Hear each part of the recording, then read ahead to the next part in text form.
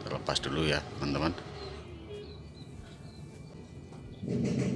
Waduh, berisik sekali motornya ini ya teman-teman.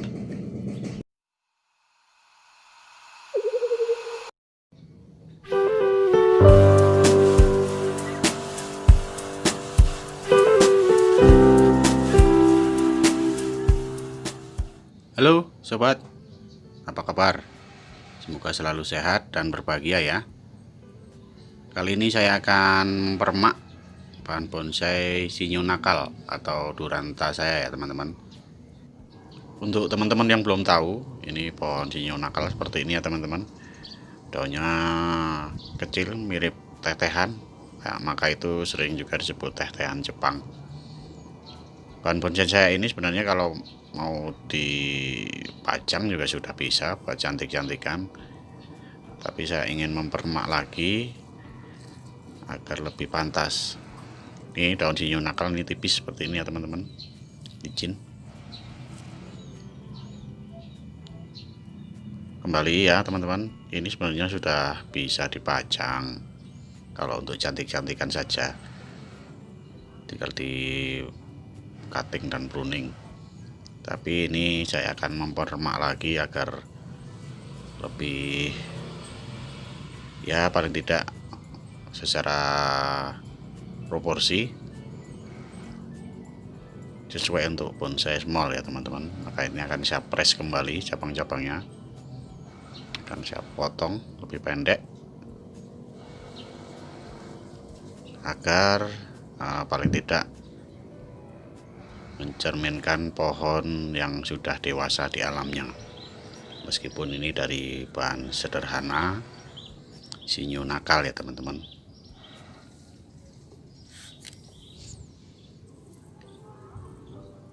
Ini akan saya lepas dulu kawat-kawatnya, kan nanti akan saya potong. Sayang kalau kawatnya kepotong, masih bisa dipakai lagi.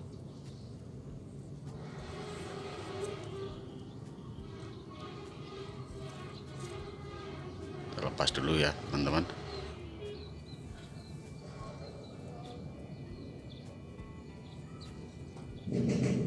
Waduh, berisik sekali motornya ini ya teman-teman.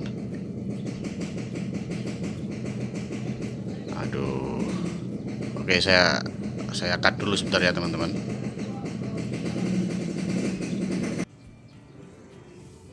Oke, saya lanjutkan. Terkadang memang saat kita asik mengoprek bonsai kita, ada suara-suara lain yang agak berisik, lumayan mengganggu ya teman-teman. Ya kalau cuman suara-suara biasa, suara tukang roti apa yang lain, tak apa ya teman-teman, buat selingan. Tapi kalau suara motor yang suara-suara yang terlalu berisik, tentu saja ya cukup mengganggu ya teman-teman. Apalagi buat teman-teman yang mempunyai anak bayi, agar bersabar jika ada kendaraan tetangga yang mungkin berisik. Kalau ingin menegur ya ditegur baik-baik ya teman-teman. Yang kita harapkan sih mereka yang mengerti. Oke, kita lanjut. Ini untuk pelepasan kawat. Ini sebelumnya memang saya kawati sampai ujung karena pohon saya banyak, jadi karena tumbuhnya agak merebah, jadi saya naik-naikkan agar paling tidak cabangnya agak sedikit lebih besar terlebih dahulu ya teman-teman. Setelah pembesaran cabang paling tidak sudah mendekati pantas ya kita potong, karena kita akan press ya. Meskipun seperti saya bilang tadi, sebenarnya kalau untuk dipajang-pajang juga sudah bisa, tinggal ganti pot terus di pruning, cutting, daunnya juga nanti rapat. Tapi saya ingin agar ya paling tidak secara kaidah bonsai ya lebih cocok dan mendekati ke arah pohon yang sudah dewasa di alam. Ini kalau terlalu panjang kan agak lucu ya teman-teman. Ini saya potong di sini untuk cabang pertama.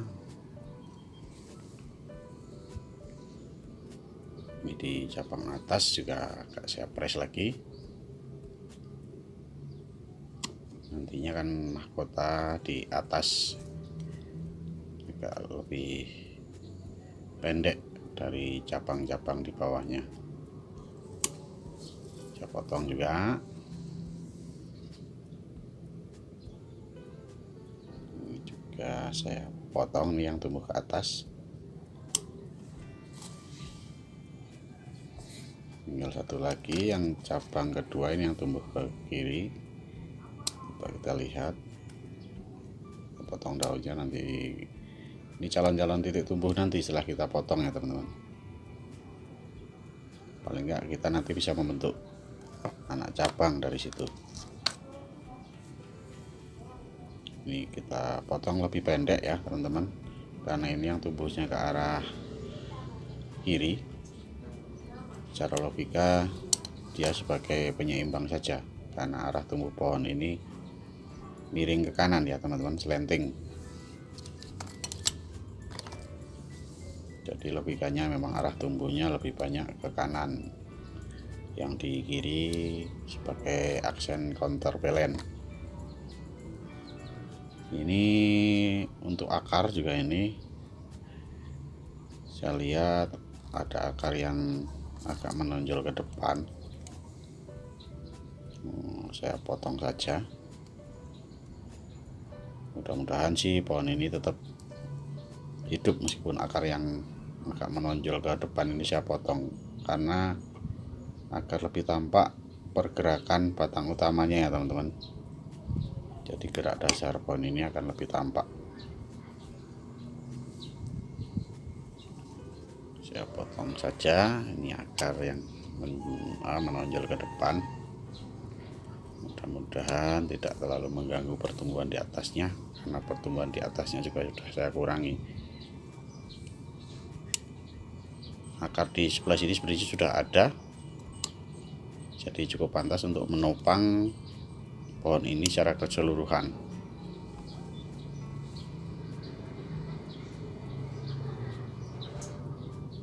Rapikan dulu.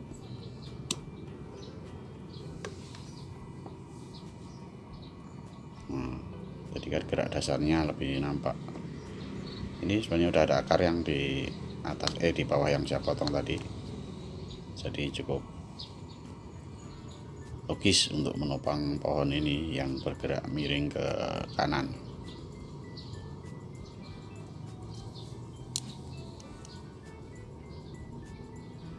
Ini juga yang ke atas, cabang utama ke atas saya agak kurangi di atas agar lebih ngepen istilahnya. Maksudnya cabang-cabang di atas ini kenapa kecil, karena sebelum mencapai atas sudah ada gangguan, katakanlah gangguan alam karena kering sebelum mencapai atas, sehingga cabang-cabang di atas itu lebih kecil. Ini saya buat keringan dulu. Kalau memang nanti pada perkembangannya bisa tertutup kambium itu lebih bagus, tetapi jika tidak ya penjelasannya itu karena pohon ini terkena gangguan alam sehingga di atas menjelang cabang atas tuh mengering, sehingga cabang-cabang di atas wajar kalau pertumbuhannya tidak besar ya teman-teman.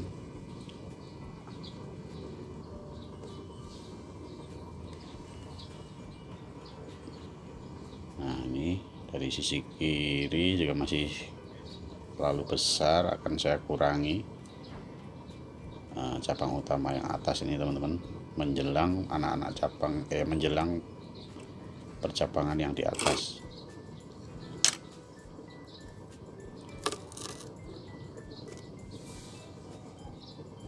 Ini kan begini gerak dasarnya. dari kiri miring ke atas, miring ke kanan. Ini akar-akar penopangnya.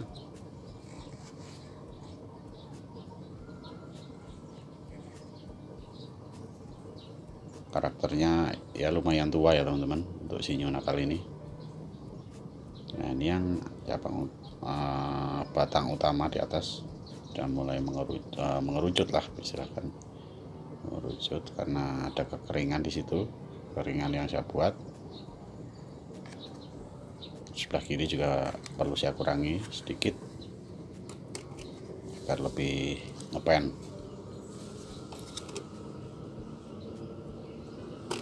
Saya coba dikit ini ya teman-teman. Kalau dia nanti subur, lebih subur ini atau jangka waktu tertentu bisa menutup kambiumnya, lebih bagus. Tapi kalau kita niatkan di sini posisinya nanti kering juga tak apa.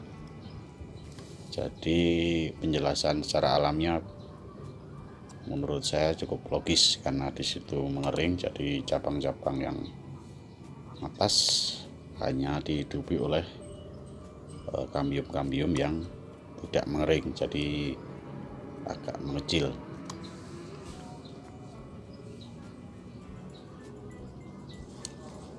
Kurangi dulu.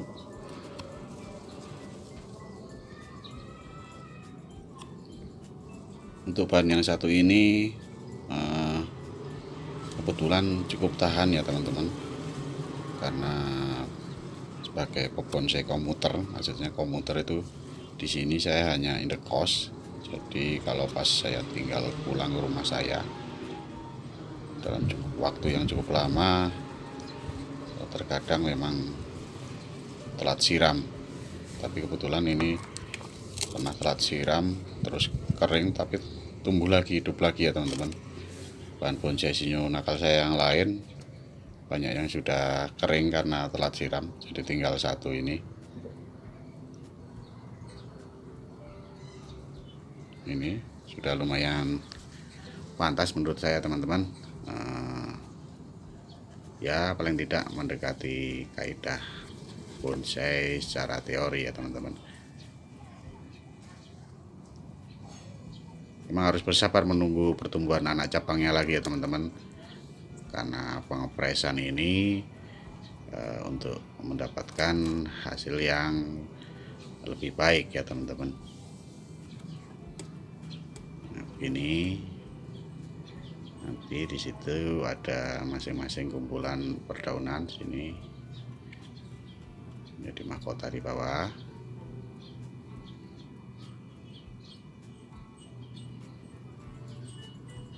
Karena pertumbuhannya kanan, jadi yang ini aksen penyeimbang di kiri, di atas juga ada mahkota yang lebih kecil.